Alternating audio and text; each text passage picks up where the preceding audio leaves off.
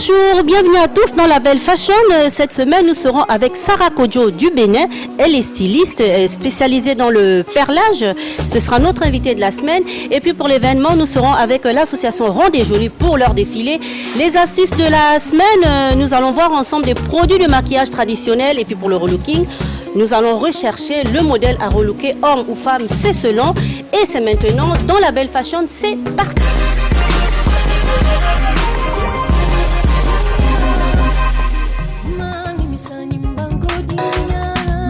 Monsieur Patrick, Il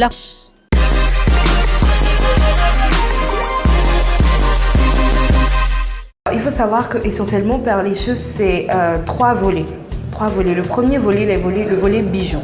Bijoux faits main avec des pierres semi-précieuses africaines et d'ailleurs. Et pour ça, je fais à 70% tous les bijoux moi-même et le reste est fait par une petite équipe. Ensuite, vous avez le volet red carpet, donc tapis rouge, avec des robes qui sont cousues par mon équipe et perlées par moi et 2 autres personnes. Donc c'est vraiment, je suis au début et à la fin de la conception, donc au niveau de la conception, au début et à la fin de la chaîne, donc au niveau de la conception, au niveau de la surveillance de la chaîne de fabrication et à la fin de cette chaîne pour tout ce qui est finition et broderie en perles et tout ça. Et le troisième volet qui est nouveau, c'est la vaisselle perlée et la décoration avec des pierres. Je suis de 2 parents professeurs qui ont très vite voulu inculquer à leurs enfants la passion de l'art manuel. Donc en dehors du côté intellectuel, moi je faisais du dessin, j'enfilais des perles, mon frère faisait du dessin aussi et il faisait de la peinture. Tes parents avaient une petite entreprise? Non, pas du tout, ils sont professeurs. Ma mère était professeure parce qu'elle est à la retraite maintenant, donc retraitée de la fonction publique, professeur, et papa ingénieur en agronomie, donc donnait des cours aussi à l'université. Mais ils ont tenu à cœur de nous inculquer la notion d'artisanat comme hobby. Mon frère et moi, nous avions toujours 1 ou 2 hobbies que nous exercions pendant les vacances. Dans le perlage. Dans mon cas spécifique, c'était le perlage et le dessin de mode. Et mon frère, dans le dessin d'architecture, d'ailleurs, il est désormais ingénieur en travaux publics et bâtiments. Donc, il a continué comme ça. Moi, j'ai fait toute une autre formation. J'ai suivi un autre cursus. J'ai un master en audit et contrôle de gestion. Mais j'ai toujours eu cette passion, j'ai toujours eu ce hobby qui s'est développé au fil des années, que j'ai développé en suivant des cours en ligne, en achetant des livres, des ouvrages et tout ça. Donc voilà. Et quand j'ai voulu créer mon entreprise, c'était pour moi une évidence de mettre cette passion-là au cœur de mon entreprise. J'ai rencontré 2 créatrices et aussi jeunes que moi et c'était cool de se dire ah ouais, on est entre jeunes, on essaie de bouger les choses. Nous avions vraiment des styles très différents, donc ça a donné un événement assez complet quand même. Ça a donné un événement complet en termes de variété de création. Et aussi, ce que j'ai aimé, les femmes de l'association qui ont défilé étaient très à l'aise dans leur corps. Elles étaient très à l'aise, elles n'ont pas hésité à mettre en valeur les créations qu'on leur a apportées. Et ça fait plaisir aux créateurs de voir que le mannequin qui porte aime déjà ce qu'il porte et le met le mieux possible en valeur en face du public. Alors déjà, c'est vrai qu'elles n'ont pas le même corps, elles n'ont pas aussi les mêmes attentes. Un mannequin taille 38 est plus habitué, est plus expérimenté en général, a l'habitude du thé, a l'habitude de mettre en valeur la tenue qu'elle porte. Alors qu'un mannequin, valoriser son corps, alors qu'un mannequin taille 50 aura un peu plus de timidité, aura un peu plus de recul par rapport à certaines tenues, aura l'impression qu'elle ne peut pas les porter.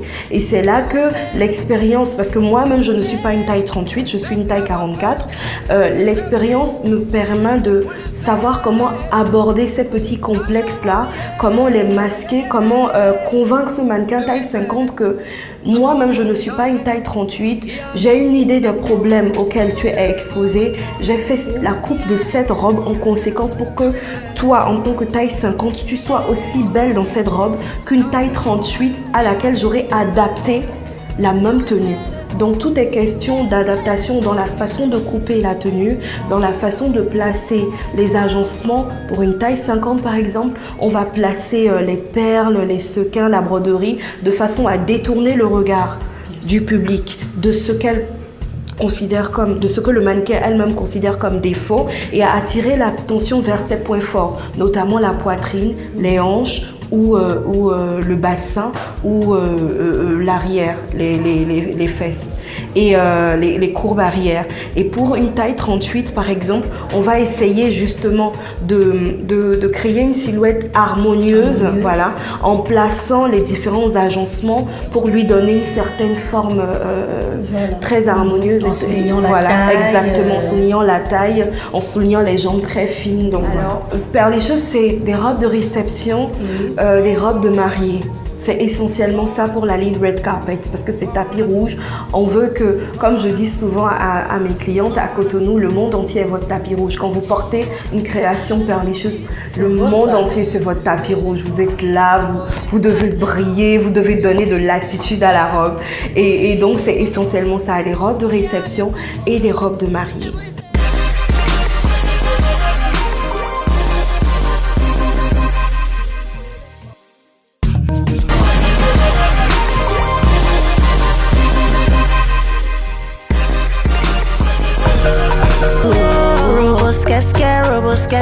If no be you, then tell me who.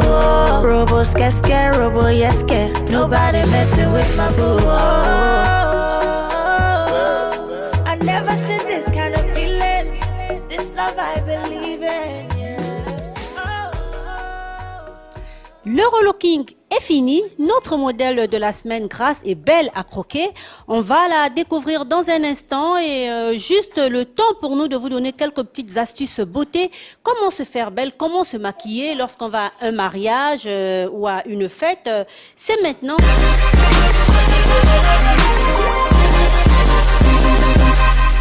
Amel Beauty n'est pas née en 2014. C'est en 2014 que j'ai monté ma structure.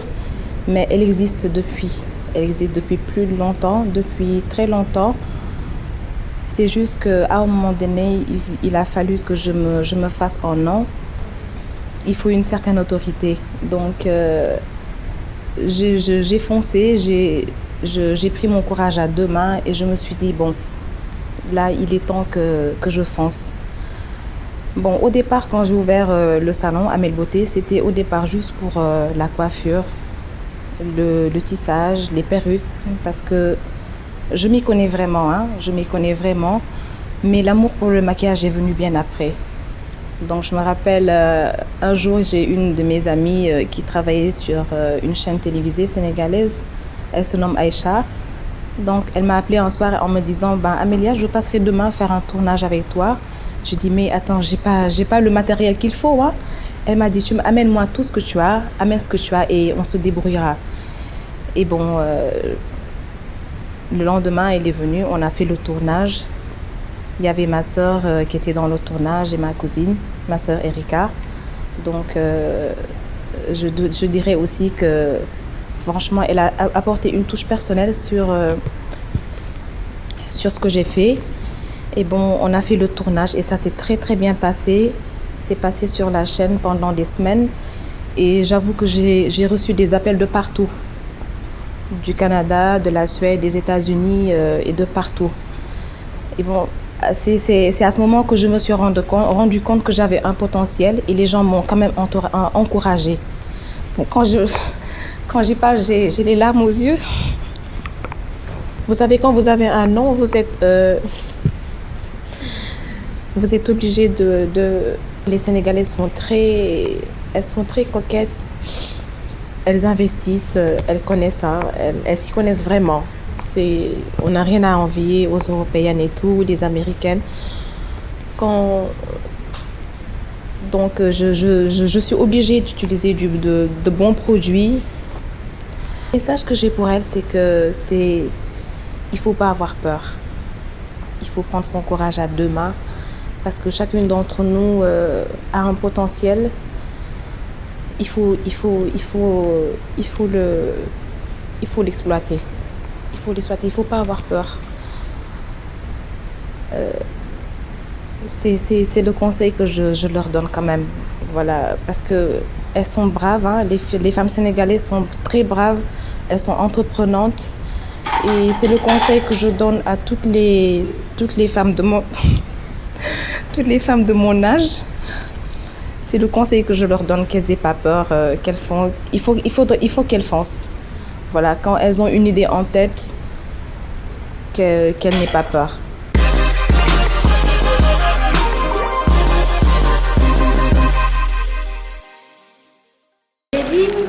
Magnifique, belle à croquer, sublime grâce. Dis-nous comment tu trouves.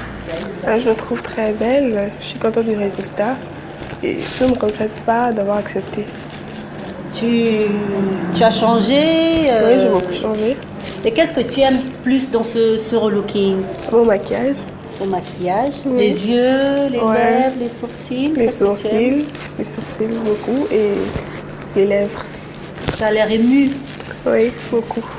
Et tu penses que ceux qui te regardent, qui t'ont vu avant, ou ceux qui te connaissent, peuvent te reconnaître s'ils ne voyaient pas ce relooking, ils pourraient te reconnaître? Non, je pense pas. Tu penses pas? Non.